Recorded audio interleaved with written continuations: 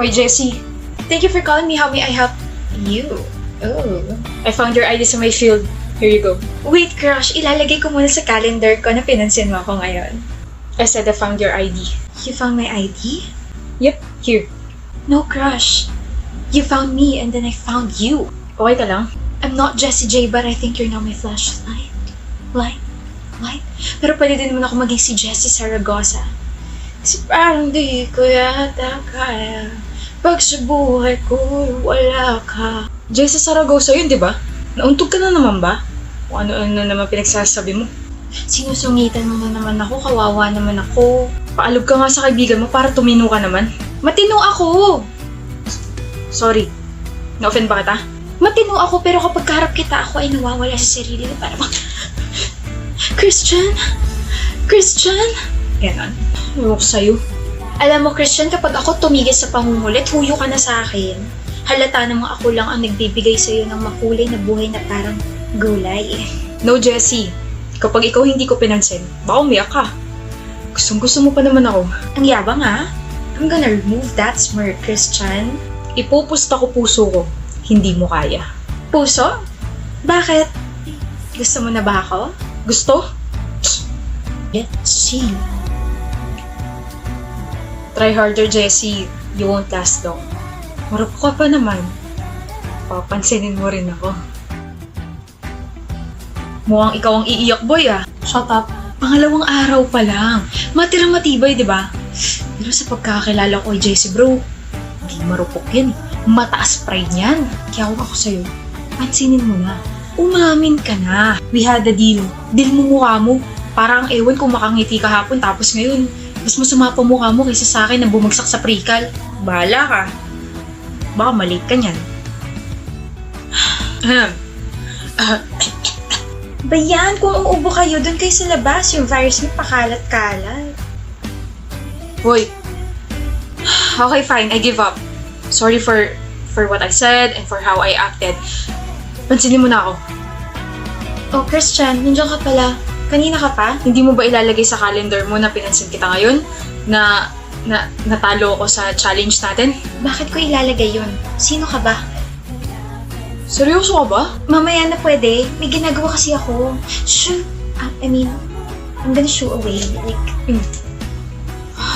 Pagod ka, Christian. Hindi na siya yung Jessie na may gusto sa'yo. Tigilan mo nga, Koy. Nakakarindi ka. Parang ang demonyo dyan ng bulong. You won't post anything, babe? O, nakakamat ka kaagad sa batok mo. Wala pa nga ako masyado sinasabi, Blaze eh. Ipapagawa ka na naman eh. Para namang labag na labag sa kalooban mo. Nakakainis ka na kasi. Kasi mag-iisang taon na tayo pero miski isang photo ko ayaw mong i-post or i-story. Miski sa wallpaper mo ayaw mo. You don't even take pictures of me. Or you don't even compliment me. Ano ba, Katleya? Nakakarindi na yung boses mo. Alam mo ba yun, ha? Ayaw ko nga. Ayaw kong i-post ka kasi ang hassle. Mag-picture ka na lang sarili mo. I-story mo, i-post mo, i-hype mo sarili mo. Pero kapag ibang babae, nagagawa mo mag-comment sa mga post nila. Na ang ganda nila, na ang cute nila, na bagay sa kanila yung mga damit nila. Pero sa akin, ang hassle, dadrama ka na naman. Karindi! Sa tenga. Basic. Maliit na bagay lang naman yung hinihingi ko. I just want you to appreciate me. Diyos ko, parang yun lang. Never mo akong tinrato na girlfriend mo. Alam mo ba yan? Tiga utos, pwede pa.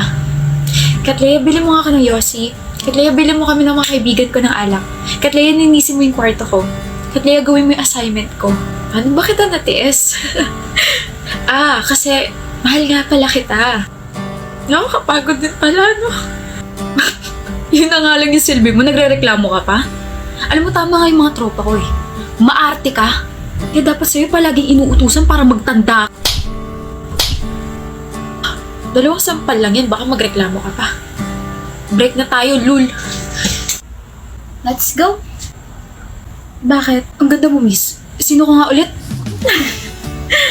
Pangalan ko po, Katleya. Girlfriend mo po, Dylan. Girlfriend kita? Kaganda naman na ba? Bagay sa'yo yung dress mo. Siyempre, ikaw bumili. Uy, kahit di ko yung binili, bagay sa'yo lahat ng mga pinipili mong damit. Naks. Isang pose nga dyan. Yung heart pose mo naman, miss. Yan. B, dito ka dali. Picture kita. Nahiya ako. Biyan daming tao. Ang sabi ko? Flaunt and pose. Tama. Flaunt and pose. Yan. Nakaganto, babes. Smile. Tapos tingin ka sa gilid. Pakita mo yung nakakahiwa mong jawline. Visit. Yan. Ang ngiti parang in love ah. Tagal na. So happy for you, Frenny. Binigyo ka lang ng ex mo dati, pero ngayon kulang na lang mag-slide ka sa baghari mo. You and your words talaga. Ang tanong ng taong bayan, nasa tamang tao na ba? Oo, nasa tamang tao na ako.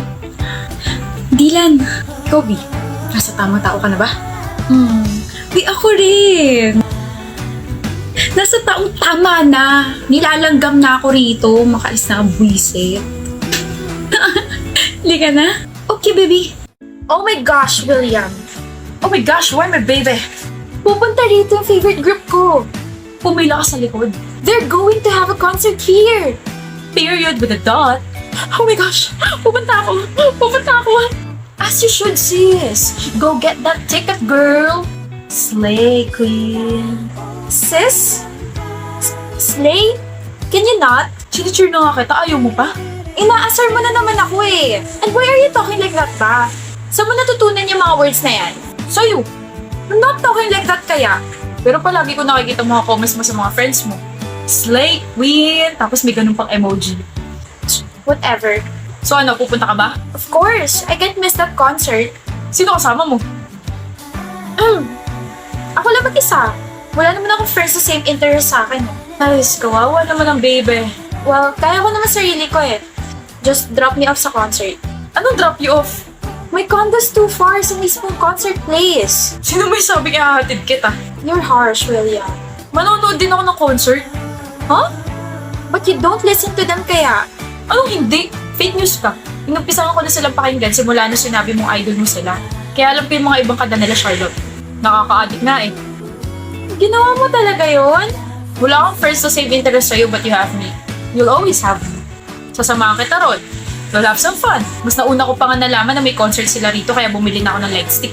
Sabihin ko na dapat sa'yo kaso nakita mo na pala. Yung pinakabonggay ko kunin natin. Soundcheck ba yun? Okay. Tapos nakapag-save naman na ako kaya ako nabibili ng tickets natin. Bawal humindi. Ang humindi, magiging kamote. Babe! Purr ka dyan! William ate and left no crumbs. Slay! Stop it! Hi, Lou. Bakit? Favor naman. Ano? Sabihin mo munang papayag ka. Sabihin mo muna kung ano yung kailangan mo bago ko sagutin kung papayag ba ako o hindi. Hirap naman ito. Ano ba kasi yun? Kaawaan mo sana ako. Jeannie? Bakit? Alam mo namang maiksi yung pasensya ko, di ba? Kapag hindi mo pa sinabi kung ano yung kailangan mo, malilintikan ka sa akin. Gipit kasi ako, bibila ko ng materials. Oh, pautang. Na naman? Kakautang mo lang last week ah. Yan din yung rason mo, di ba? Nagastos ko na kasi sa boyfriend mo. Huh? Nagastos mo na sa boyfriend mo yung pinautang ko sa'yo last week. Paano mo nalaman? Paano ko nalaman? Sino ba naman tanga mag-IG story na nasa date at kasama ang boyfriend at nilagay sa caption, "Thank you sa pautang mo, my sugar friendly Lou." Hindi ko pala na close friends yung story. Jeannie, bakit?